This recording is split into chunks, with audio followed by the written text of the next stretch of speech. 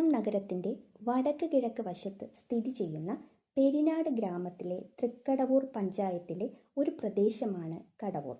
ഒരു കത്തോലിക്ക തീർത്ഥാടന കേന്ദ്രമായ കടവൂർ സെന്റ് കാസ്മിർസ് ദേവാലയം ഇവിടെയാണ്.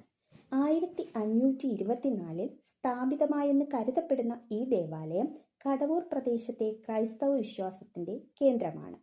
സെന്റ് കാസ്മിർസ് ചർച്ച് കേരളത്തിലെ കൊല്ലം ജില്ലയിലെ കടവൂരിലുള്ള വളരെ പഴക്കമുള്ള ഒരു ക്രൈസ്തവ ദേവാലയമാണ്.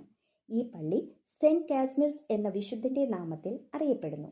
ഇന്ത്യയിൽ തന്നെ സെന്റ് കാസ്മിർസിന്റെ നാമത്തിൽ അറിയപ്പെടുന്ന അത്യപൂർവം പള്ളികളിൽ ഒന്നായാണ് ഇത് കരുതപ്പെടുന്നത്. സെന്റ് കാസ്മിർസ് ചർച്ചിന്റെ കൽവിളക്ക് ആ പള്ളിയുടെ പാരമ്പര്യത്തിന്റെ പ്രധാന അടയാളങ്ങളിൽ ഒന്നായി കരുതപ്പെടുന്നു. പഴയ കാലത്ത് പള്ളിയിലെത്തുന്ന വിശ്വാസികൾക്ക് വഴികാട്ടിയായും രാത്രിയിൽ വെളിച്ചത്തിനായും ഇതിൽ ദീപം തെളിയിക്കുമായിരുന്നു.